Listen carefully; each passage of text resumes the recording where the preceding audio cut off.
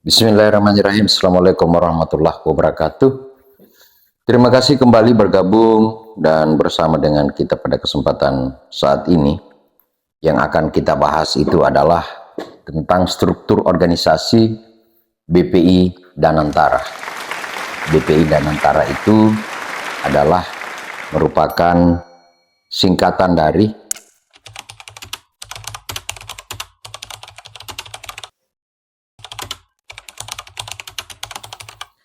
BPI adalah merupakan singkatan dari Badan Pengelola Investasi Daya Anagata Nusantara. Daya tentu ini akan kita sebut sebagai energi. Anagata itu adalah masa depan, berarti dia futuristik. Sementara Nusantara ini adalah merupakan gabungan kata Nusa dan Antara. Antar pulau, antar nagari, antar nusa. Adapun Anagata itu adalah merupakan bahasa Sanskerta yang berarti masa depan.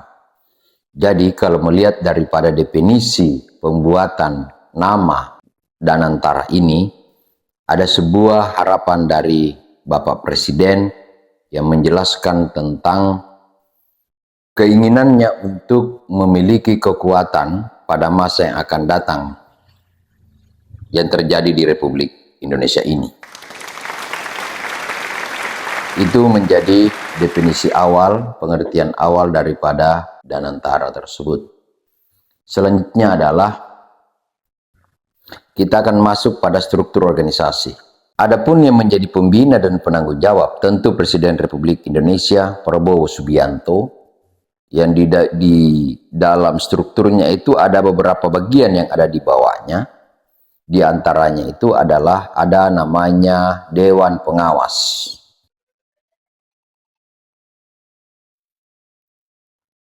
Di sini ada Dewan Pengawas yang diisi oleh Menteri BUMN Erick Thohir. Kemudian ada Mulyaman Hadad.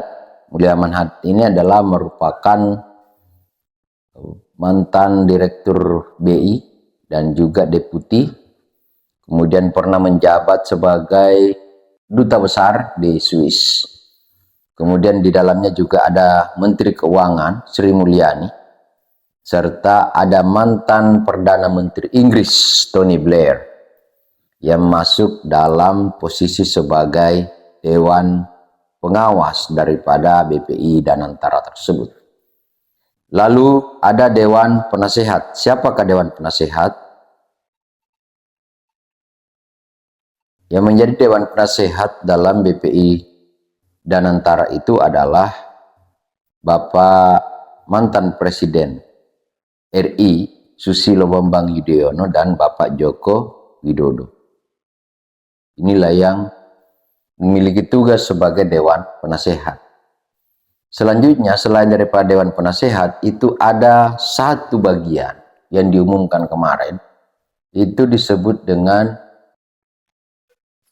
Komite Pemantau dan Akuntabilitas yang akan melakukan serangkaian pemantauan demi menjalankan sebuah amanah untuk mengatur daripada seluruh hal yang dilakukan oleh direksi itu akan dilakukan pemantauan. Akan tetapi ada hal yang sedikit menjadi sebuah pertanyaan dalam komite pemantauan tersebut karena ada bagian atau komisi yang seharusnya tidak berada pada komite pemantau dan akuntabilitas. Baik, di dalam komite pemantau itu terbagi tiga, ada tiga bagian lagi, diantaranya adalah ada komite audit, komite remunerasi dan SDM, dan komite etik. Yang terlibat dalam komite pemantau dan akuntabilitas itu ada beberapa badan yang merupakan atau komisi-komisi yang selama ini sudah ada dan sudah bekerja. Lalu mereka akan terlibat dalam proses untuk melakukan pemantauan dan akuntabilitas. Apa saja itu? Mari kita lihat. Ini dia yang tercetak biru. Di antaranya adalah Kepolisian Republik Indonesia, Kejaksaan Agung, Kementerian Keuangan, KPK, BPK, BPKP, Badan Pemeriksa Keuangan dan Pembangunan, dan PPATK, Pusat Pelaporan dan Analisis Transaksi Keuangan. Akan terlibat dalam Komite Pemantau dan Akuntabilitas.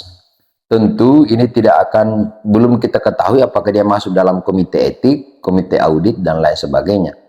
Akan tetapi yang menjadi pertanyaan itu adalah ketika KPK ini masuk dalam komite pemantau, akan sedikit menjadi sebuah pertanyaan, dan tentu ini akan menjadi koreksi bagi banyak orang ketika misalnya KPK itu masuk dalam ruang ini.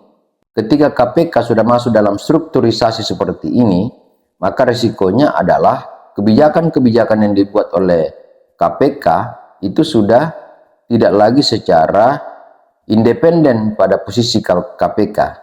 Akan tetapi dia di bawah intervensi presiden, dan itu sangat berisiko dalam pengelolaan ini. Mudah-mudahan ini adalah merupakan sebuah koreksi dan tentu memiliki landasan berpihak dan berpijak. Kenapa kemudian KPK masuk dalam bagian komite pemantau dan atau bagian dalam BPI dan Antara, sementara KPK itu memiliki kewenangan penuh untuk melakukan pemantauan tidak hanya pada BPI dan Antara, tetapi pada bagian-bagian lain. Berikutnya adalah KPK itu telah memiliki berbagai banyak program, dan tentu tidak hanya mengurusi dan Antara saja, tetapi akan mengurusi daripada banyak bagian di dalamnya, di antara yang terjadi di seluruh pelosok negeri.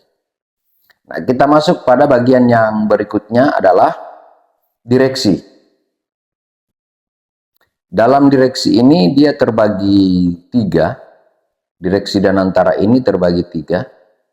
Ada yang sebagai CEO, ada sebagai CIO, ada sebagai COO. Nah, siapa saja yang bertugas pada posisi itu kita bisa lihat di sini. Pertama adalah CEO.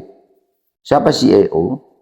Yang bertindak sebagai CEO itu adalah Rosan Roslani, bertindak sebagai Chief Executive Officer. Lalu di bagian lain itu ada COO, Chief Operational Officer, yakni Doni Oskarya, yang berfungsi dan memiliki tugas sebagai berikut, yakni melakukan pengelolaan operasional BUMN dan melakukan tugas lain ditetapkan oleh menteri atau badan. Kemudian selain daripada COO yang berfungsi sebagai operasional, maka juga ada CEO yang dipimpin oleh Pandu Syahrir, Chief Investment Officer, yang dimana dia bertugas untuk melakukan pengelolaan investasi, melakukan pemberdayaan aset dalam rangka peningkatan investasi, kemudian dia melakukan tugas lain yang ditetapkan oleh menteri atau badan. Pada tanggal 4 Februari, dan Antara ini telah disahkan oleh Presiden Prabowo Subianto, yang dilakukan pada tanggal 24 Februari 2025, dengan dasar hukum Undang-Undang Nomor 1 Tahun 2025, perubahan ketiga atas Undang-Undang Nomor 19 Tahun 2003 tentang BUMN, dan munculnya Kepres Nomor 30 Tahun 2025 tentang Dewan Pengawas dan Badan Pengawas BPI dan Antara. Ketika misalnya ada yang mau dipertanyakan, silakan diisi pada kolom komentar. Terima kasih. Assalamualaikum warahmatullahi wabarakatuh. Thank you.